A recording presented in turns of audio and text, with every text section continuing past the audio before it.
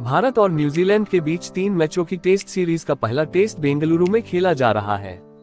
भारतीय टीम ने न्यूजीलैंड को जीत के लिए 107 रनों का टारगेट दिया है। टारगेट का पीछा करते हुए न्यूजीलैंड ने चौथे दिन स्टंप तक बिना किसी नुकसान के 0 रन बनाए। टॉम लैथम और डेवोन कॉनवे क्रीज पर है। न्यूजीलैंड जीत से 107 रन पीछे है, वहीं भारत को 10 विकेट चाहिए। बता दें कि भारत ने अपनी दूसरी पारी में 462 रन बनाए। भारतीय टीम का स्कोर एक समय 3 विकेट पर 408 रन था, लेकिन सरफराज खान के आउट होने के बाद लगातार विकेट गिरते चले गए। भारत ने 54 रनों पर 7 विकेट खो दिए।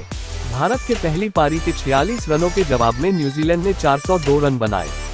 इस तरह न्यूजीलैंड की टीम को 356 रनों की भारी बढ़त मिली है। न्यूजीलैंड की ओर से सचिन रविंद्र ने सबसे ज्यादा 134 रनों की पारी खेली। न्यूजीलैंड की टीम अब तक भारतीय जमीन पर कोई भी द्विपक्षीय टेस्ट सीरीज नहीं जीत सकी है। इस बार दोनों टीमों के बीच 13वीं टेस्ट सीरीज खेली जाएगी। भारतीय टीम की कप्तानी रोहित शर्मा के हाथों में है, जबकि कीवी टीम की कमान टॉम लैथम संभाल रहे हैं। दूसरी पारी में भारतीय टीम की शुरुआत शानदार रही। कप्तान रोहित शर्मा और यशस्वी जायसवाल ने मिलकर पहले विकेट के लिए 72 रन जोड़े। यशस्वी सेट हो चुके थे, लेकिन वह बड़ा शॉट खेलने के चक्कर में अपना विकेट गंवा बैठे। यशस्वी को स्पिनर एजाज पटेल ने स्टंप आउट कराया। यशस्वी के आउट होने के कुछ देर बाद रोहित शर्मा ने अपनी 50 पूरी कर ली। हालांकि रोहित 50 जड़ने के कुछ देर बाद ही एजाज पटेल की बॉल पर आउट हो गए। रोहित ने 8 चौके और 1 सिक्स की मदद से 63 गेंदों पर 52 रन बनाए। रोहित के आउट होने के समय भारत का स्कोर 95 रन पर 2 विकेट था। 2 विकेट गिरने के बाद विराट कोहली और सरफराज खान ने मिलकर भारतीय पारी को संभाला। कोहली और सरफराज ने अपनी 50 पूरी कर ली। सरफराज ने सिर्फ 42 गेंदों पर अपनी 50 पूरी की, वहीं कोहली ने अर्धशतकीय आंकड़े तक पहुंचने के लिए 70 गेंदें ली। कोहली सरफराज के बीच तीसरे विकेट के लिए 136 रनों की पार्टनरशिप हुई। कोहली तीसरे दिन की आखिरी गेंद पर आउट हुए। कोहली को ग्लेन फिलिप्स ने विकेटकीपर टॉम ब्लेंडेल के हाथों कैच आउट कराया। कोहली ने 102 गेंदों पर 70 रन बनाए, जिसमें 8 चौके और 1 सिक्स शामिल रहा।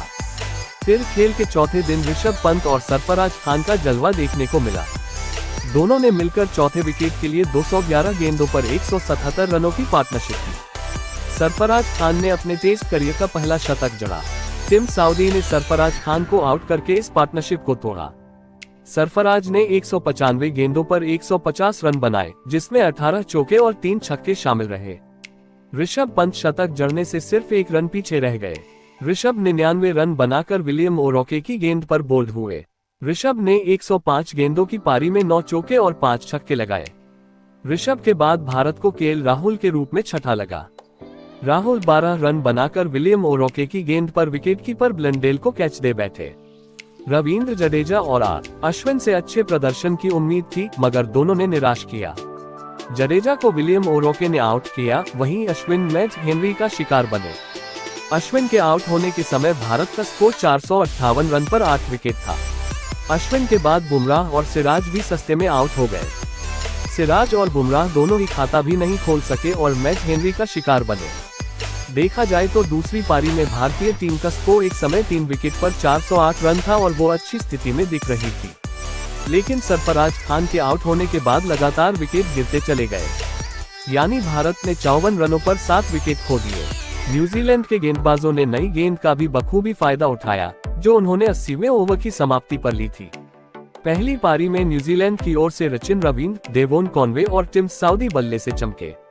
इस कारण न्यूजीलैंड की टीम ने 91.3 ओवर्स में 402 रन बनाए।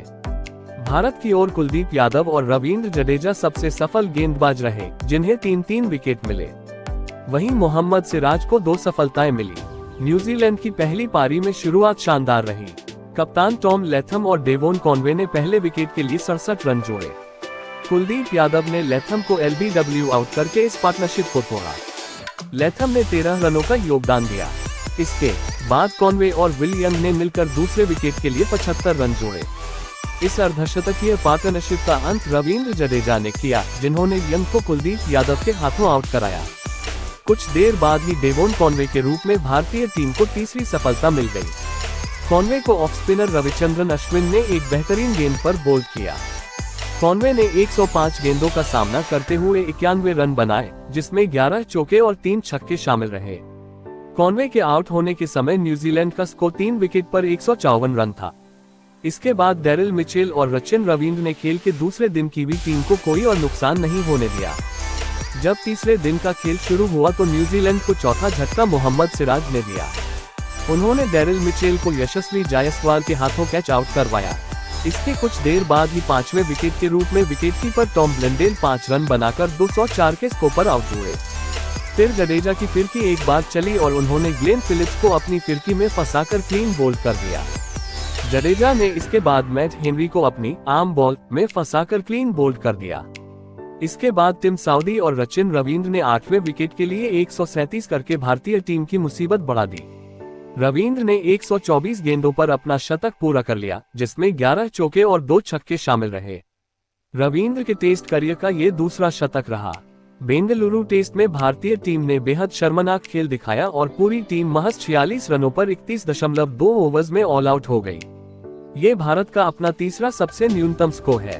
वहीं भारत की धरती पर यह सबसे कम किसी टीम का स्कोर है। मैच में टॉस भारतीय कप्तान रोहित शर्मा ने जीता। न्यूजीलैंड ने शुरुआती 6 ओवर्स में काफी कसी गेंदबाजी की और भारतीय टीम महज 9 रन ही बना सकी।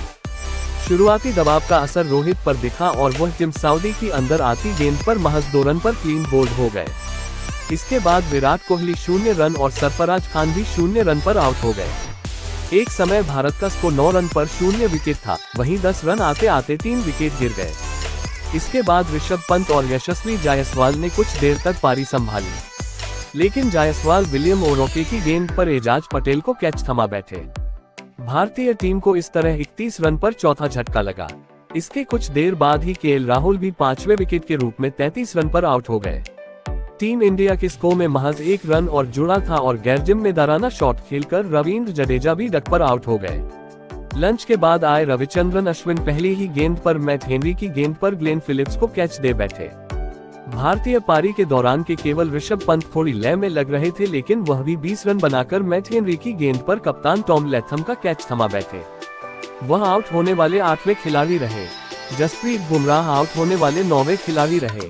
न्यूजीलैंड की ओर से मैट हेनरी को 5, टिम साउदी को 1 और विलियम ओरोके को 4 विकेट मिले।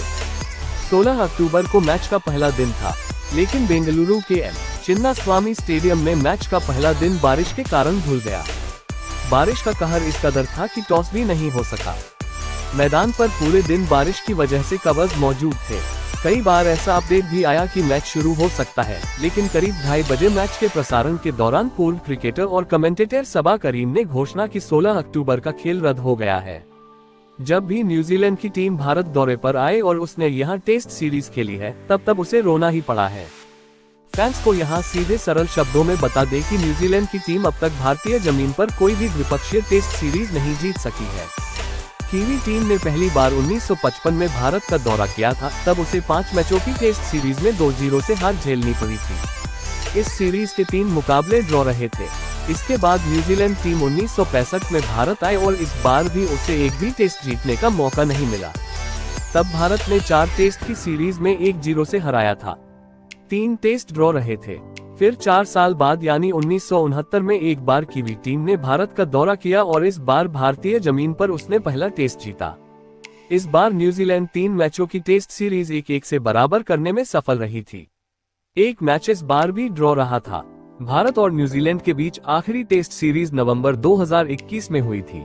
ये सीरीज भारतीय जमीन पर ही हुई थी, जहां न्यूजीलैंड को 2 मैचों की टेस्ट सीरीज में 1-0 से हार झेलनी पड़ी थी। यदि ओवरऑल टेस्ट सीरीज और मैचों का रिकॉर्ड देखा जाए तो इसमें भी भारतीय टीम का ही पलड़ा भारी नजर आता है। ये दोनों रिकॉर्ड नीचे देख सकते हैं। भारत न्यूजीलैंड के बीच overall series record. Bharat New Zealand के बीच अभी तक 23 सीरीज खेली गई हैं, जिनमें से भारत 12 मैच जीता है और न्यूजीलैंड 7 मैच जीता है, वहीं 4 मैच ड्रॉ रहे हैं।